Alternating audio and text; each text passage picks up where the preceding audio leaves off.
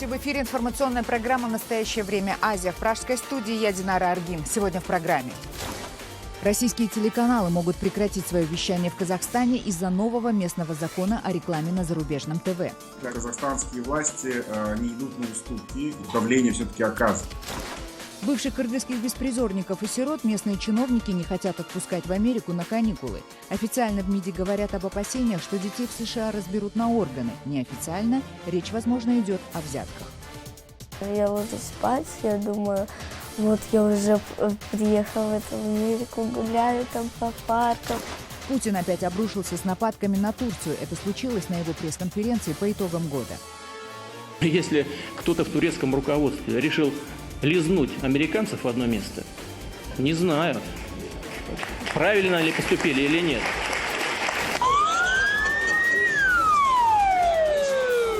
В Москве тем временем неспокойно. Тысячи людей вышли протестовать против взимания платы за парковку в спальных районах. Власти ответили при помощи ОМОНа. Понимаете, это просто побор очередной. Если нет денег, ну найдите их в другом месте. Ведущие российские телекомпании рискуют лишиться казахстанского рынка, а казахстанские телезрители – популярных российских телепрограмм, которые все постсоветское время доминировали в местном телеэфире. В Казахстане был принят закон, согласно которому с 1 января следующего года будет запрещено размещать рекламу на зарубежных телеканалах в казахстанском эфире. Как сообщает российское издание «Коммерсант», еще через год иностранцам придется открыть в республике свои представительства. При этом вещатели, аффилированные с иностранными госструктурами, должны будут 80% своего местного телебизнеса отдать казахстанским партнерам. Минкомсвязь России ведет переговоры о смягчении этих норм, чтобы вещание в Казахстане смогли продолжить в том числе Первый канал, ВГТРК и НТВ. Казахстанские эксперты утверждают, что возможность вырезать российскую рекламу из российских телепередач и вставлять вместо нее казахстанскую у кабельных операторов, безусловно, есть. Но никто на это идти не хочет, чтобы не терять сверхдоходы. Кабельщики говорят, что они технически не готовы вырезать рекламу в российских каналах. При этом они лукавят, потому что, насколько я знаю, у всех каналов крупных есть безрекламный поток. То есть вот типа как Первый канал дает World Wild, у него вообще нет рекламы. Также многие казахстанские эксперты отмечают, что присутствие российских телеканалов имеет политический и даже пропагандистский подтекст, от которого власти Казахстана, видимо, решили избавиться в новом году. Казахстан уже принял необходимые поправки в закон, и все, что сейчас происходит вокруг него, инициировано именно со стороны Российской Федерации. То есть лоббисты через правительственные структуры, через представителей коммерческих организаций. Казахстанские власти не идут на уступки, и что подтверждает косвенно мою информацию о том, что давление все-таки оказывается. Также стало известно, что крупнейшая российская пропагандистская структура агентство «Россия сегодня», которое возглавляет Дмитрий Киселев, уходит из Таджикистана. Об этом, как сообщает таджикская служба «Радио Свобода» ОЗД, было объявлено местным сотрудникам агентства. Причиной названо затягивание таджикскими властями выдачи долговременной аккредитации и разрешения на деятельность в Таджикистане. Сироты воспитанников кыргызских интернатов перестали пускать на каникулы в США. МИД республики требует большое количество самых разных справок, хотя в предыдущие годы никаких проблем с выездом детей за границу не было. Откуда у кыргызстанских дипломатов возникла такая неожиданная забота о бывших беспризорниках, выясняла Джибек Бегалиева. Прохудившееся полотенце для Дианы теперь счастливое. Верит, не зря хранила. Этот триколор она теперь увидит в оригинале. Я очень сильно обрадовалась, но, по идее, мне было трудно понять то, что мы едем в Америку. Из этого приюта никто дальше Иссык-Куля никогда не ездил. Поэтому, когда сообщили, что Диана и еще 11 воспитанников по специальной американской программе поедут на каникулы в США, дети просто не поверили. И я не знаю, вот когда я даже на качели, когда маленькая каталась, и у меня такое прям боялась я сильно. А на самолете, наверное, точно так же будет. Однако ни Диана, ни другие ребята не догадываются, что поездка может сорваться из-за простой справки, которую МИД просит взять в Министерстве образования, которое, в свою очередь, такую бумажку не дает, потому что Центр реабилитации беспризорников относится совсем к другому ведомству. Они просто пинают: иди туда, принеси то, не знаю что. Вот это как можно оценить? Понимаете, мы по кругу ходим, мы не знаем, что, куда надо идти, кому что принести. Действительно ли от американских доноров ждут отката, или так неуклюже по-чиновничьи они выражают заботу, Алексей не понимает. Говорит, там беспокоится, что детей в Штатах могут продать на органы. Ну как можно понять смысл, да, высказываний там на органы, там, ну это вообще маразм. Пока дети никуда не засобирались, ни в одном госоргане так за воспитанников приюта не переживали. С просьбами о помощи здесь обращаются к частным спонсорам и волонтерам. И раз в год к Дедушке Морозу. И просят тут совсем не о дорогих игрушках и гаджетах. Перчатки с куртками и шапку. И все? И эти ботинки. Пастушка детская. Чтоб мне подарили джинсы и школьные штаны. Потому и кажутся им их планы немного нереальными. Но раз взрослые сказали, верят, так и будет. Например, я ложусь спать, я думаю, вот я уже приехала в эту Америку, гуляю там по паркам или еще что-то. Я знаю, как привет, hello, и как и my name is Лолита. Через несколько дней дети уже должны вылететь. Если документы собрать не удастся и поездка отменится, Алексей говорит, что дети все поймут. Его воспитанники давно повзрослели. Джибек Бегалиева, Азат Антумаков. В настоящее время. Бишкек, Кыргызстан. Верховный суд России разрешил немецкой семье удочерить девочку-инвалида из уссурийского детского дома. 1,5 года русскоязычные граждане Германии, россиянка Юлия и бывший казахстанец Али Бейсеновы, вели борьбу за 4-летнюю Элю. Девочке необходимо сложное лечение и последующая реабилитация. Ранее Приморский краевой суд не разрешил отдавать ребенка за рубеж, как, собственно, и других детей в последнее время не отдавали на Запад. Даже закон Димы Яковлева приняли. Свой запрет Приморский суд аргументировал тем, что Германия – страна с легализованным гей-партнерством. И вот сегодня Верховный суд поставил точку в этом деле, официально подтвердив родительские права супругов. Хочу обратиться к Госдуме, к всем инстанциям, которые принимают законы. Пожалуйста, не препятствуйте иностранному усыновлению. Не вычерпать этот океан детского горя. Одними российскими усыновителями, к сожалению, пока невозможно покрыть вот это количество детей-сирот. Для Элечки уже есть кроватка. Для нее есть одежка, игрушки. Для нее есть даже место в машине. Мы специально продали старую машину, где было всего 5 мест.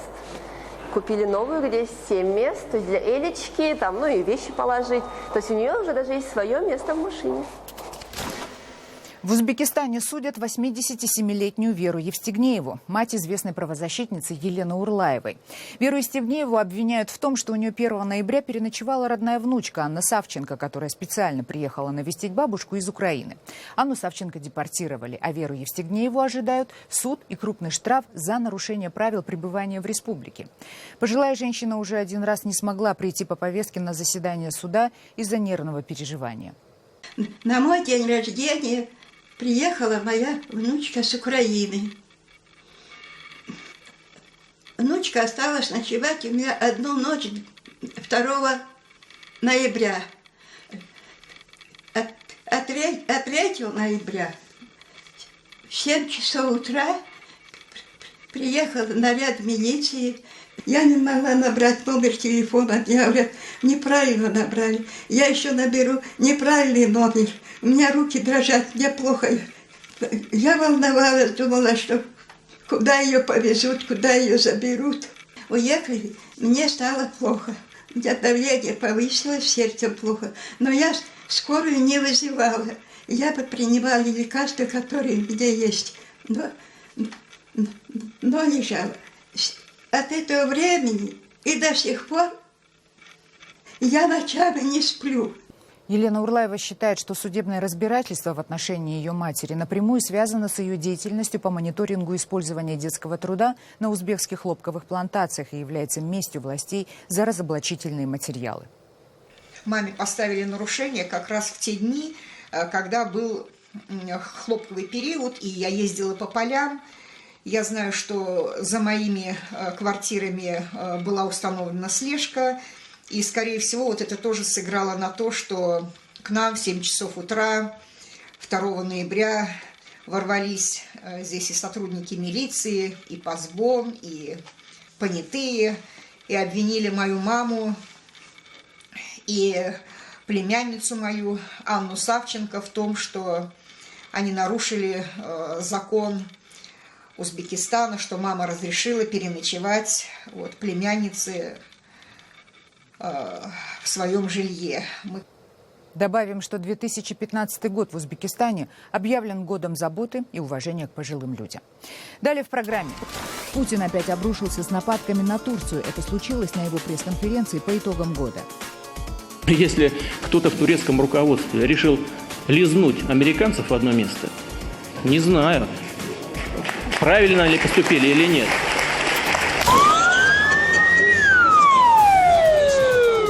В Москве тем временем неспокойно. Тысячи людей вышли протестовать против взимания платы за парковку в спальных районах. Власти ответили при помощи ОМОНа. Понимаете, это просто побор очередной. Если нет денег, найдите их в другом месте. Французская авиация вслед за российскими коллегами впервые применила крылатые ракеты по позициям террористов из так называемого исламского государства в Сирии и Ираке. Это кадры французского военного ведомства. На них вы видите, как крылатая ракета отделяется от французского боевого самолета и уходит на цель. В отличие от американцев и россиян, французы не публикуют видео попадания ракет по целям. Тем временем в сирийской войне в ближайшее время могут появиться новые участники. Саудовская Аравия в партнерстве с другими странами Персидского залива обсуждает возможность отправки в Сирию своего спецназа. Об этом сегодня заявил министр иностранных дел Саудовской Аравии Адель Аль-Джубейр.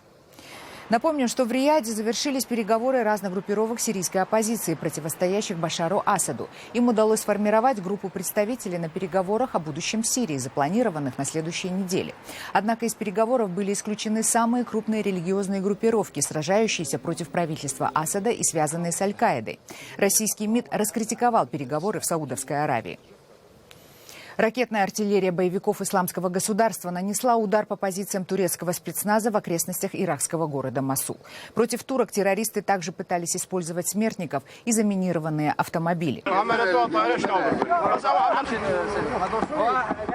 Боевики 25 раз атаковали при помощи ракет «Катюша» позиции курдских ополченцев Пешмерга, рядом с которыми расположен лагерь турецких военных. Часть ракет попала и в них. Как сообщается, обошлось без жертв, но есть раненые и пострадавшие. Также курдам удалось нейтрализовать смертников в заминированных автомобилях, которые пытались прорваться в расположение турецкого спецназа. Напомним, что именно этот воинский контингент из Турции иракские официальные власти называют оккупационным и требуют его немедленного вывода, угрожая начать бомбардировки. А в самой Турции опять разгорается настоящая война в юго-восточных районах, населенных курдами. В окрестностях города Джизра турецкая армия применяет танки и артиллерию против боевиков курдской рабочей партии.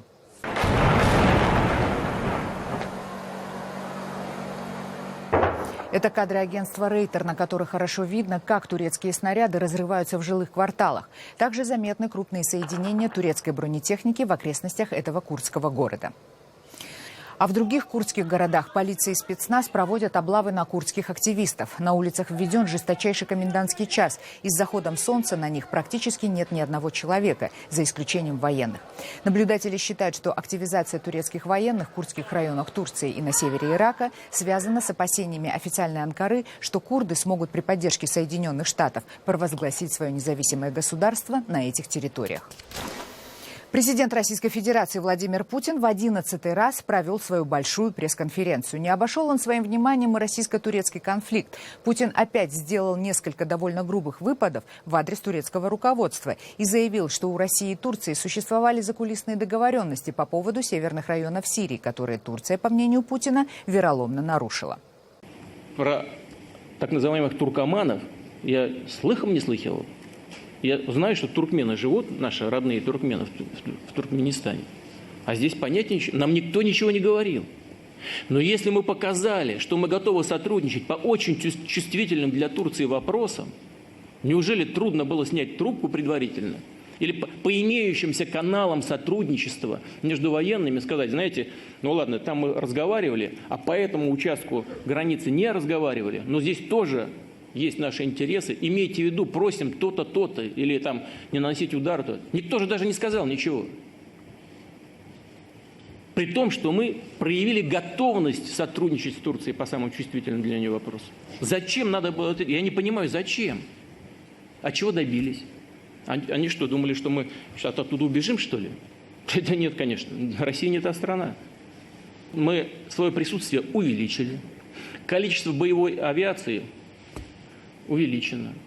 Там не было системы ПВО российской.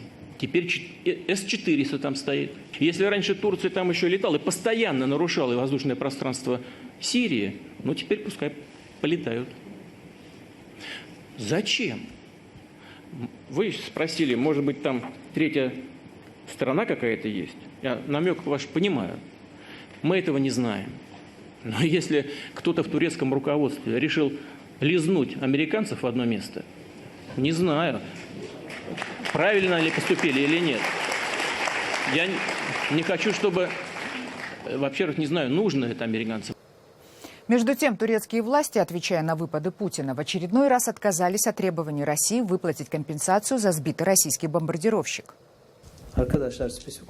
Наша позиция по этому вопросу ясна как день. Российский самолет был сбит, потому что после нескольких предупреждений он все равно нарушил наше воздушное пространство. Выплата компенсаций, как нам кажется, требуемая Россией от Турции, невозможна. На своей пресс-конференции Владимир Путин говорил и о внутренней российской политике. По его мнению, невероятные успехи российской экономики и внешней политики оправдывают все издержки, связанные с громкими коррупционными скандалами и политическими репрессиями в России. Итоги прежде всего в значительном увеличении доходов населения, в укреплении экономики, которая почти в 2 раза выросла. Объем нашего ВВП вырос почти в 2 раза. Вот в чем итоги. Укрепление обороноспособности страны, возможностей вооруженных сил. Вот в чем итоги. Борьба с терроризмом, проявление которого мы еще не до конца побороли, но хребет точно переломили. Вот в чем итоги. Вот такие вещи побочного характера, о которых вы сказали, они возможны вообще практически везде. Что касается «Чайки», что касается там, кого еще, ну, неважно.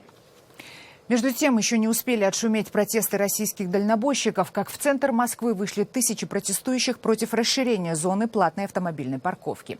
Что заставило москвичей впервые за долгое время собраться вместе, рискуя оказаться в отделении полиции, узнавал мой коллега Вадим Кондаков, пока ОМОН проводил задержание недовольных.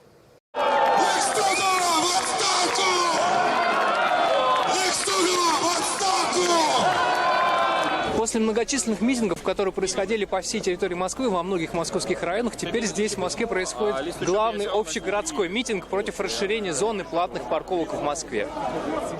И сделать все, как вы говорите, потому что вы являетесь властью в Москве, вы являетесь властью в Российской Федерации в соответствии с Конституцией. Мне вообще непонятно, зачем это в спальных районах. Понимаете, это просто побор очередной. Если нет денег, ну найдите их в другом месте. Ваши действия незаконны. Месяц не санкционируют. Ваши действия незаконны. Это ваши действия незаконны. Полиция отодвигает цепи всех, кто пришел сюда на этот митинг. Часть митинга осталась там, часть митинга отодвигает. Уважаемые граждане, строго поддерживайте проходу других граждан. Вы мешаете проходу граждан. Ни у кого не должно быть монопольного права на принятие решений, которые влияют на судьбы тысяч, десятков, сотен тысяч людей. Товарищи, призываю вас всех бороться против коррупционеров. Мне не нравится, что освобожденные дороги будут занимать чиновники на своих бесплатных, условно бесплатных автомобилях. Вот я против этого.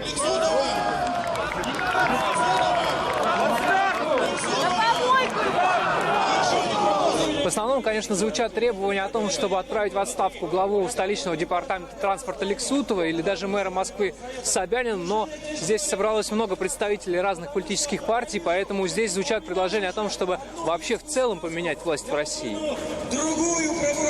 Если так все время думать, что никто не услышит, никто ничего не сделает, ничего не изменится, ну так можно дальше и сидеть дома и думать и ждать. Когда мы умеем объединяться, власть считается с нами. Они идут на уступки.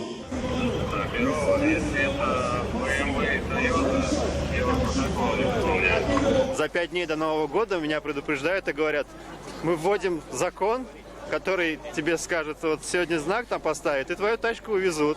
И что мне делать? Мы должны говорить решительно «нет» вот этим попыткам узурпировать власть в городе. Но мы почувствовали, что мы вместе, мы сила, и можем решить любые вопросы. Спасибо вам! Украина запретит поставки всех товаров в Крым. По словам премьер-министра страны Арсения Яценюка, уже через 30 дней на аннексированный полуостров можно будет ввозить только личные вещи, значимые продукты питания и гуманитарную помощь. Запрет коснется оказания услуг крымчанам и крымским компаниям и поставок любых товаров и услуг с полуострова в Украину.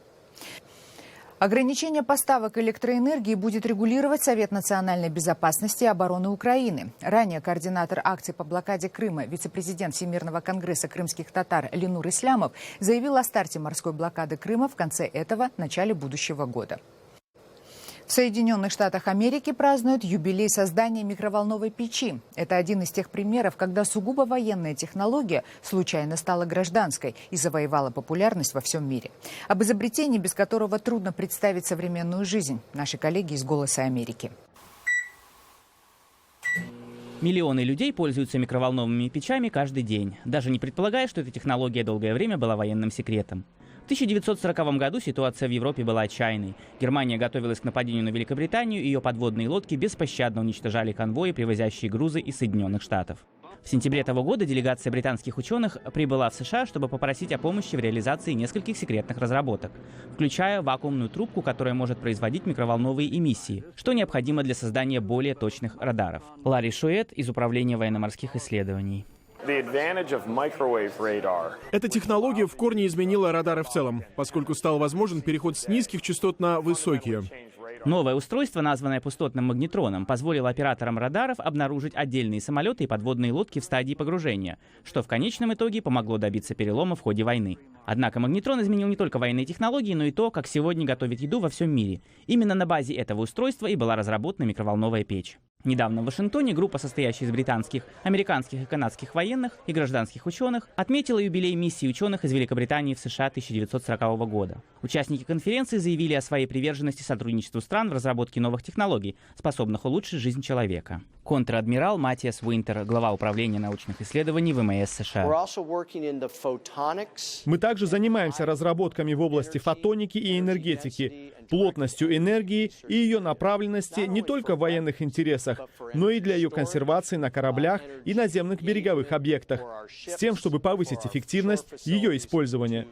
Возможно, что одно из будущих изобретений изменит ход глобального потепления, как однажды магнетрон изменил ход Второй мировой войны.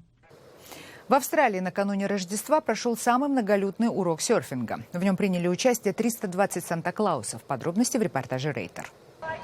Пляж Бонди в Сиднее – самый знаменитый пляж Австралии, любимое место серферов. Именно здесь люди в костюмах Санта-Клауса решили попробовать войти в Книгу рекордов Гиннесса и приняли участие в уроке серфинга. План был перевыполнен. Вместо 250 человек собрались 320. Сначала они научились вставать на доску на песке, затем перешли в воду, чтобы покататься на пене, так называют совсем маленькие волны для начинающих.